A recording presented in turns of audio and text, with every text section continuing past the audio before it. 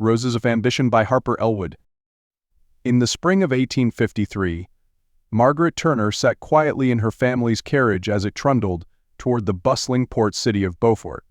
Outside, the fields were vibrant with wildflowers, their colors spilling like an artist's palette beneath the warm sunlight. Her father's booming voice carried over the rhythmic clatter of hooves, discussing business ventures with her mother. But Margaret barely listened, her thoughts adrift with anticipation. The visit to her Uncle Richard's estate promised a much-needed reprieve from the predictability of village life. When they arrived in Beaufort, the city buzzed with life. Ships from distant lands lined the harbor, their sails billowing in the salty breeze. Merchants shouted their wares, and well-dressed ladies paraded arm in arm along the cobbled streets.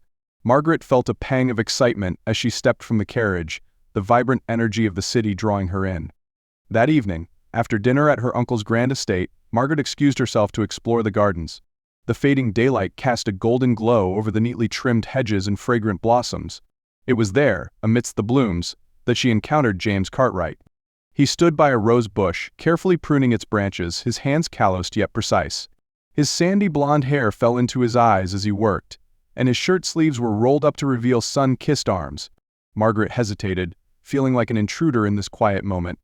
"I didn't mean to startle you," she said softly. James looked up, his blue eyes meeting hers. "You didn't. These roses could use company more thoughtful than my shears." She smiled, intrigued by his wit.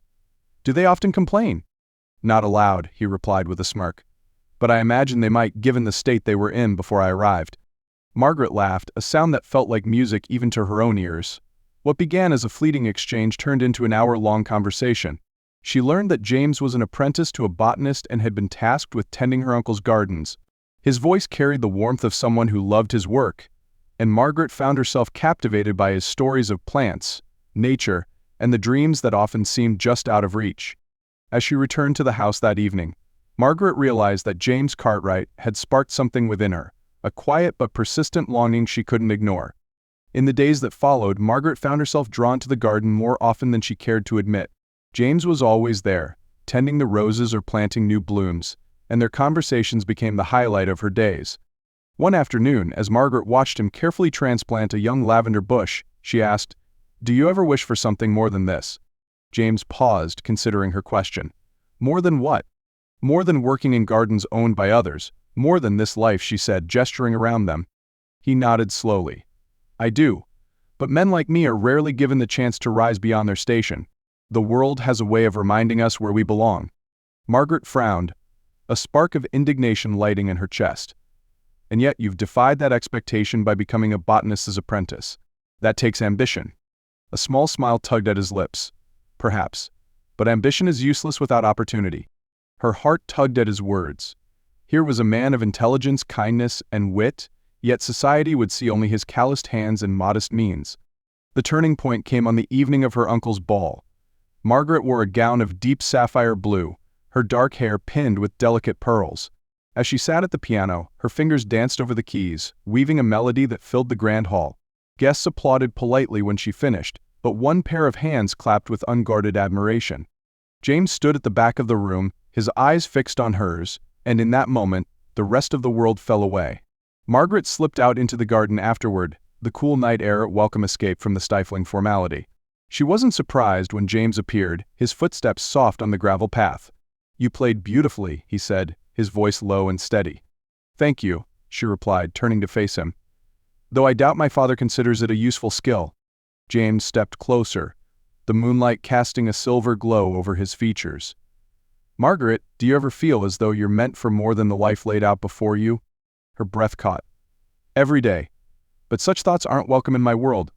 "They're not welcome in mine, either," he said, his gaze unwavering. "But perhaps together we could find a way to make our own path." For a moment neither of them spoke. Then James reached for her hand, his touch warm and steady. Margaret felt as though she were standing on the edge of a precipice, the thrill of the unknown beckoning her forward. Their quiet romance did not go unnoticed. Margaret's mother, ever perceptive, soon grew suspicious of her daughter's frequent visits to the garden. "You've been spending far too much time outside," she said one afternoon, her tone sharp. "I won't have you throwing away your future for a gardener." Margaret met her mother's gaze with surprising boldness. "James is more than a gardener. He's kind, intelligent, and ambitious." Kindness and intelligence won't secure your future, her mother snapped.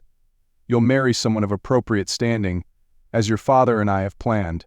That evening, Margaret sought out James, her heart heavy with frustration. She found him near the rose arbor, the scent of blooms thick in the air. My mother won't approve of us, she said, her voice trembling. I suspected as much, James replied, his expression somber. What do we do now? Margaret hesitated, then said, we fight. Not with anger, but with reason. I'll speak to my uncle. If anyone can be persuaded to see your worth, it's him. The next morning, Margaret approached her Uncle Richard in his study.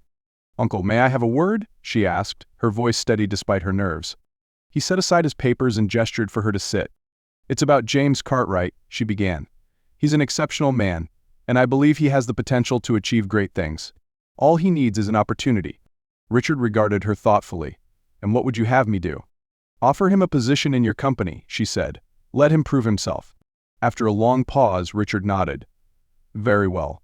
I'll give him a chance. But understand, Margaret, the rest is up to him. Uncle Richard offered James a position as a junior clerk in his shipping company.